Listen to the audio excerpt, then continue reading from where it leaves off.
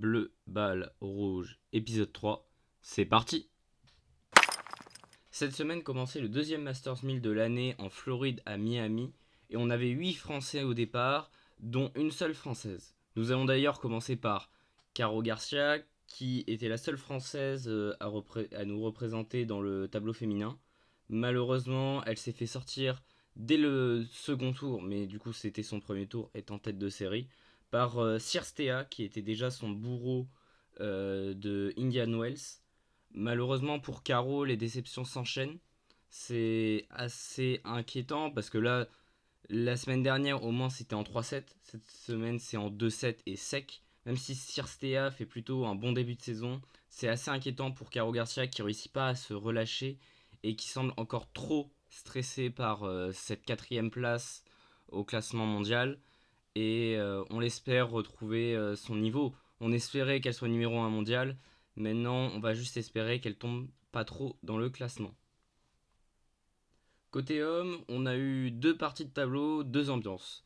Dans la partie du haut, on avait Humbert, Monfils et Benoît Paire. Malheureusement, Benoît Paire, qui sortait pourtant des qualifs et qui a notamment réussi à battre Kokinakis en 3-7 dans un super match au tie-break du troisième, s'est fait sortir assez sèchement par Watanuki. On le sentait assez stressé, le Benoît, avec 11 doubles fautes notamment, ce qui est une preuve de son stress, peut-être un peu tendu au vu de revoir le circuit principal qu'il a quitté depuis maintenant l'été 2022. On avait donc un duel franco-français. Au moins, on était sûr d'avoir un Français au second tour. Malheureusement, ce duel a vite tourné au fiasco pour Gaël Monfils, qui a dû abandonner. Alors, il menait 3-1. Il s'est fait remonter 3-3. Il a senti une grosse décharge dans son poignet. C'est assez inquiétant pour Gaël, qui, après un premier match à Indian Wells où il s'est fait sécher par Thompson, il est revenu un peu à Phoenix où il a réussi à batailler jusqu'au troisième set contre Shevchenko, même s'il a perdu. Et là, un nouvel abandon. Il disait que c'était une décharge. Il ne sait pas pour combien de temps il en aura. Et c'est assez inquiétant au vu de la suite de sa carrière. Peut-on s'attendre à une retraite forcée? Peut-être. Hugo Humbert s'est donc faufilé au second tour en profitant de cet abandon, mais malheureusement il a perdu contre Kekmanovic. C'était pourtant un second tour qu'on pensait abordable pour Hugo, mais le Serbe a très très bien joué et le match était chaud, c'est à peu près du même niveau. Donc c'est rassurant pour Hugo, donc il perd au troisième set au tie-break. C'est rassurant parce que ça veut dire qu'il est capable de batailler avec des joueurs de ce niveau-là. Et on peut s'attendre à revoir une remontée au classement et peut-être redevenir le numéro 1 français et le chef de la meute. La partie basse du tableau a porté plus chance à nos Français. Il y avait Benoît Paire, qui est le seul à avoir perdu au premier tour.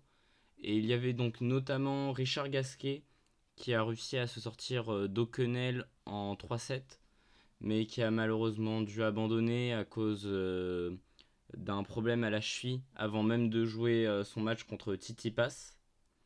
Et les trois grosses surprises de la semaine, c'est tout d'abord Greg Barrère, qui après son premier match gagné en Masters 1000 contre Roman Safiulin en 3-7, s'est offert le 12e mondial Cameron Norrie en 2-7 sec 6-3, 6-2.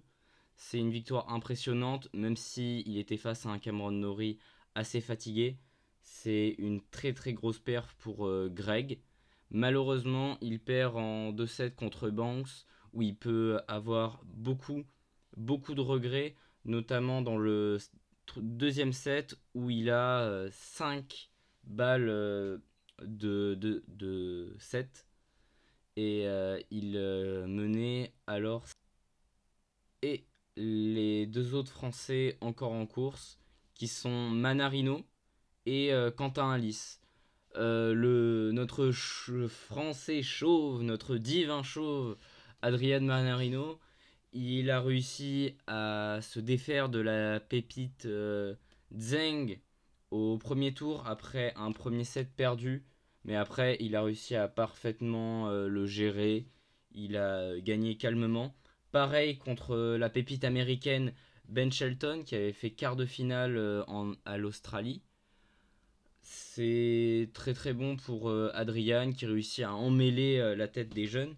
Et au troisième tour, il faisait face à un joueur un peu moins jeune, un vainqueur du tournoi de Miami en 2021, le cousin Hub, comme on aime l'appeler. Il a réussi à gagner contre Urkash en 2-7 secs. C'est assez impressionnant pour Adrian qui avait un peu de mal quand même à battre des gros, mais le Polonais semble bien lui plaire vu qu'il l'avait déjà battu en 2022 à l'Australian en 3-7 secs. Il sera donc en huitième de finale contre Eubanks. C'est un huitième de finale assez ouvert et Manarino peut peut-être rêver d'un quart de finale. Et Adrian qui gagne lui contre Urkash en 2-7 également contre le 11e joueur mondial, hein, le Polonais qui avait gagné Miami en 2021. C'est une super perf pour Manarino. Manarino qui l'avait déjà battu l'année dernière à l'Open d'Australie en 3-7 sec, qui apparemment aime bien jouer le Polonais. Il jouera en 8 contre Eubanks du coup. On peut espérer pourquoi pas un quart de finale pour Manarino et ça lui ferait le plus grand bien je pense. Après un début de saison assez en demi-teinte même si il est toujours là en quart de finale, mais on peut attendre peut-être un peu plus même si on sait que c'est pas le joueur le plus extravagant du circuit. Et le dernier qui nous impressionne, c'est Quentin Halys, qui n'avait jamais gagné un seul match en Masters 1000 et qui, en l'espace d'un seul tournoi, en gagne 3 et se retrouve en huitième de finale. Il a gagné son premier tour assez facilement contre Pedro Martinez, qui, même s'il n'est pas à la meilleure forme de sa vie, reste quand même un joueur chiant. Et ensuite, il sort Dominor, qui est le premier top 20 qu'il réussit à battre en 3-7 dans une super bataille au tie-break du troisième en ayant notamment sauvé 2 balles de match. Et ensuite, il s'offre McDonald, qu'on pensait être un adversaire assez difficile pour Alice, étant donné que c'est un Américain qui a notamment battu Nadal à l'Australian Open, qui, même s'il était blessé, reste Rafael Nadal. Il a réussi à parfaitement gérer, à gérer la pression. Et voilà, c'est une très très grande semaine pour Alice. Normalement la plus belle de sa vie, même s'il ne gagne pas assez de points pour faire la balance au Challenger de Lille qui l'avait gagné l'an dernier. Et il affrontera en huitième Danil Medvedev. Ça semble vraiment très très compliqué parce que le russe est dans une forme olympienne. Mais pourquoi pas y croire. Au niveau des challengers, trois bonnes perfs encore pour des Français. On a Arthur Cazot qui fait un sacré début de saison, qui s'est blessé et qui a eu du mal à jouer en février, mais il essaye, voilà, il est encore très très jeune et il essaye de grappiller des points pour pourquoi pas aller dans le top 200 et à long terme entrer dans le top 100. Donc il jouait à Zadar en Croatie sur terre battue. Il jouait en demi-finale contre l'Italien Giannessi. Malheureusement, c'est pas passé. Il s'est fait battre en 2-7. Rien à dire. Par contre, on a eu une victoire française à Las Franquesas del Valles. C'est Hugo Grenier qui gagne contre Billy Harris dans un match très très chaud qu'il gagne au tie-break du troisième. C'est une super paire pour Hugo qui va passer de la 146e place à la 125e place. Ce qui veut dire qu'il est plus très très loin du top 100. Et s'il regagne un challenger ou fait encore des demi-finales et tout, il peut pourquoi pas espérer intégrer le tableau final de Roland Garros. Et on avait un challenger en France, et oui, le challenger de Saint-Brieuc, qui est pourtant une malédiction pour nos Français. Il n'a pas été gagné depuis 7 ans par un Français, ça n'a pas changé cette année. On avait 3 Français en demi-finale, Evan Furness, Pierre Hugerbert et Dan Hadad. Malheureusement, le seul qui n'était pas français, c'était Berankis, qui a réussi d'abord à éliminer Evan Furness et ensuite à gagner en finale contre Dan Hadad dans un match encore très très chaud au tie-break du troisième.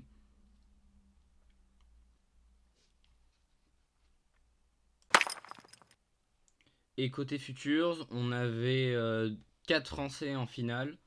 Malheureusement, c'était que des finales franco-françaises.